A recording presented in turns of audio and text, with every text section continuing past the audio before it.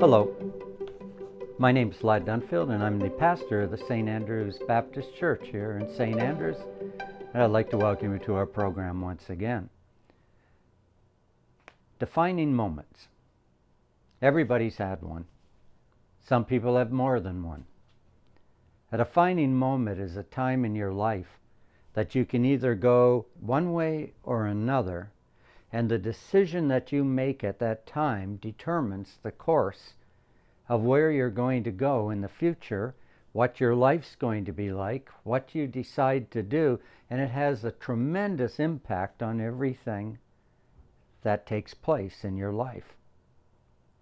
Now, many of you are sitting here, you can think back to a defining moment in your life. A time when you made a decision that changed everything about your life. I remember I owned a business in Moncton, a natural food business, and I was standing in the door of my store one day, and a large storm was blowing up and down the street and all through the city. It was a thunderstorm. And as I was standing there in the doorway, leaning up against the door, I was watching a piece of metal that had blown off a building come down the street, and I thought, wow, if anybody's walking there, they're going to be injured. And there was no one on the street. It was raining as hard as it could. The wind was blowing.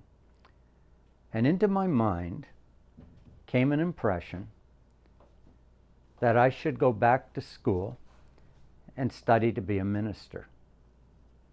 That was a defining moment in my life, because I could take one of two directions at that time. I could either pay no attention to it, continue to stay on and run my natural food business, or I could pay attention to what I felt was an impression from God that maybe I should go back to school and study to be a minister.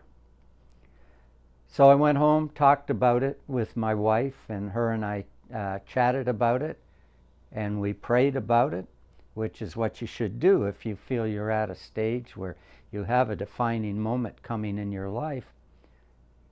And I said to God, I am leaning towards going back to school, but I own this business, and if you're really in this, I need to get rid of my business. I need someone to come buy my shop and give me the opportunity to go back to school. That was on a Friday. Monday morning, a man walked into my business. I'd never seen him before. And he says to me, "Can I buy your business from you?" And he bought my business outright for the exact amount that I had asked for it. There was no dickering. By the end of the week, I had sold the business, had contacted a school in the United States that I wanted to go to, and had enrolled. That was a defining moment in my life. I went on, studied theology, became a pastor, pastored in different places. But I had a second defining moment. When I was graduating with my bachelor's in New Testament, I was given the opportunity to go to the United States, stay in the United States, go to North Carolina and pastor a church. But I felt this strong impression that I was to come back to Canada and to pastor in New Brunswick. And that was a defining moment in my life. Because if I went to the United States, my life would have been totally different from what it is now. If I went and accepted to go and stay in Canada, maybe my life would have been different than it would have been there. You can see what the definition of a defining moment. It's a moment in your life that just changes everything based on a decision that you make. Once again, I prayed about it. I knew the city I wanted to go to. I wanted to be a pastor in Fredericton. And for some reason that kept coming into my mind, even to a place where when my head professor said, I need to let them know in North Carolina if you're going to take the job, I said, no, I believe I'm going to go to Fredericton even though I had never been offered a job. 2 weeks later, I was offered the job to be a pastor in Fredericton, New Brunswick here. Those are defining moments. There are things that changed my life. And you've had defining moments. Each and every one of you. And that's what makes you who you are, where you are. In the Bible, there's the story of David when he was a shepherd. He had a defining moment the day that his father said to him, "Will you take this bread down to your brothers who are fighting the Philistines?" And so David gathered up the bread, he took it down.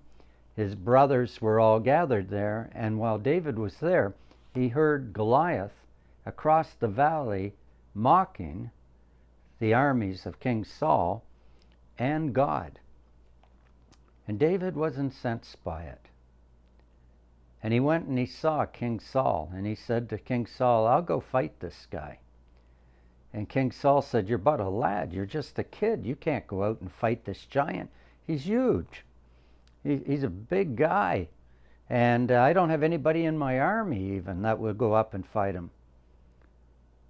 And David had another defining moment. He went. Scripture says he went running towards Goliath.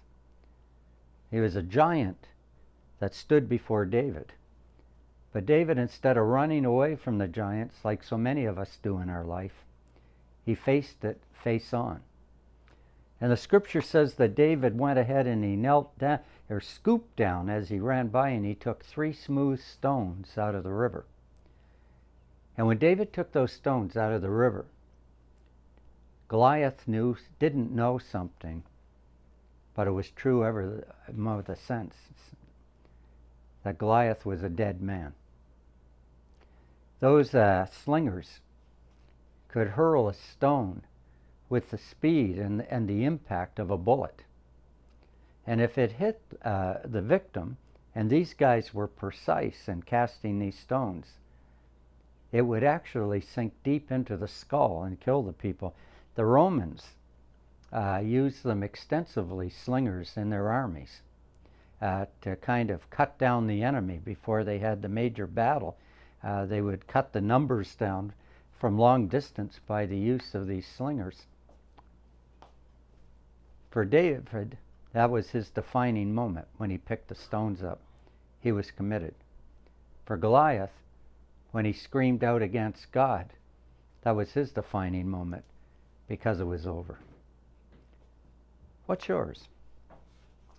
What are you thinking about in your life? What are you pondering? What is that decision that you've got on the table right now that you need to make a decision about? Where do you want to go? Who you should marry? What you should do?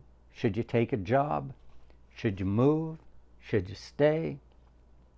These are all huge issues in your life. And what you decide in each one of those will define your life in the future. It will make all the difference. The road that you go in one direction or the road in the other, it doesn't matter. Because whichever one you go on is going to take you on a journey. Now, the secret of our life and to a happy life is to make the right decision. And in order to do that, there are a few things we need to do. First of all, we need to have a determination that we're going to do something. One of the big problems for a lot of people is when they're confronted with making a major decision in their life, they don't make any decision. They just sit around, think about it, and become, in a sense, paralyzed to what they need to do. And instead of going in one journey on one direction or a journey on the other direction, they just stay put. Now that is a defining moment in a way because they've decided to do nothing, but it is not a progressive view or something that will help you in the long run. It's just putting off the inevitable, that there has to be a change in what goes on in your life if you are to progress, if you're to grow. As a Christian, I would tell you that the next thing you do is you need to pray about it. You need for God to be able to give you some direction. I know a lot of us, we go and we ask a friend, oh, should I marry this guy down the street or this girl down the street or whatever, and your friends get together and they make all kinds of decisions, but really, what do they know? Instead, you need to go to God and you need to pray about it, and I'll tell you something. In every major decision I've ever made since I've been a Christian, God has revealed to me, in one form or another, a direction in which I should go. It hasn't been that I've made these decisions on my own. I had a decision to make, a defining moment when I lived in Fredericton, whether to go to Ontario and teach theology or to go to another church in another part of the country, or to stay where I was. I had been invited to go to Oregon, to Portland, Oregon, and start a new church. And there were three options that lie before me. And I had to pray over it and pray over it and pray over it till God revealed, I felt, a direction I should go. And that's been a defining moment. If I'd gone to Oregon, who knows what would have happened? If I had stayed in Fredericton, who knows?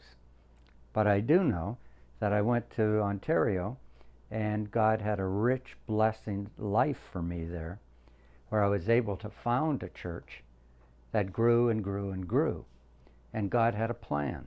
And that's another thing, the third thing that you need to remember in defining moments. You need to take action, you need to pray, and you need to remember that God has a reason for whatever way He leads you. It's not like He's leading you over the edge of a cliff. He has a plan. He sees a big picture for your life. You and I only see snapshots. We see little things in space and time right now. But God sees a bigger picture. He sees where if you make this decision, this will happen, this will happen, this will happen.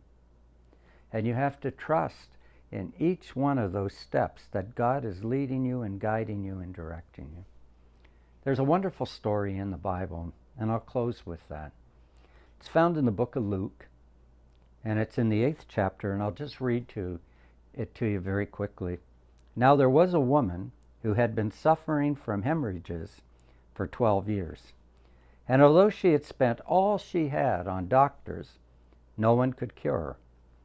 And she came up behind Jesus and touched the fringe of his clothes, and immediately her hemorrhaging was stopped. And Jesus said, "Who touched me?" And everyone denied it. And Peter said, "Master, the crowd surround you and they're all pressing up against you. How could you possibly know?" And Jesus said, "Someone touched me because I noticed that power had left me and gone out from me." And when the woman saw that she could not remain hidden, she came trembling and falling down before him. And she declared in the presence of all the people why she had touched him and how she had been immediately healed. And Jesus said to her, "Daughter, your faith has made you well. Go in peace." This woman woke up one day, and she had a defining moment. She was considered unclean because of the constant hemorrhaging of blood. And she wasn't allowed in Jewish law at the time to be around a lot of other people. She had to declare herself unclean, and people would avoid her. But that morning she woke up and heard that Jesus was going to be in the vicinity. She had to make a decision. And that was a defining moment in her life. She could either stay home or she could make a decision to go for it. And she made the decision to go find Jesus and ask him to heal her. That was the defining moment, and it changed her life. She acted upon her impression to go to Jesus. She presses through the crowd. And when she gets there, there are so many people, it says that she touched the hem, the fringe of his robe. She knelt down. She didn't even ask him to do anything. She touched the fringe of his robe, and immediately she was healed. It was a defining moment in her life. It was a life that was changed because she acted. Instead of staying home doing nothing, she made a decision, and she went for it, and it changed who she was. If you have a defining moment coming up in your life, take it. Pray about it, ask God to lead you, and then believe that He's led you in that decision. My name is Lad Dunfield, and I'm the pastor of the St. Andrews Baptist Church here in St. Andrews, and I want to thank you for watching.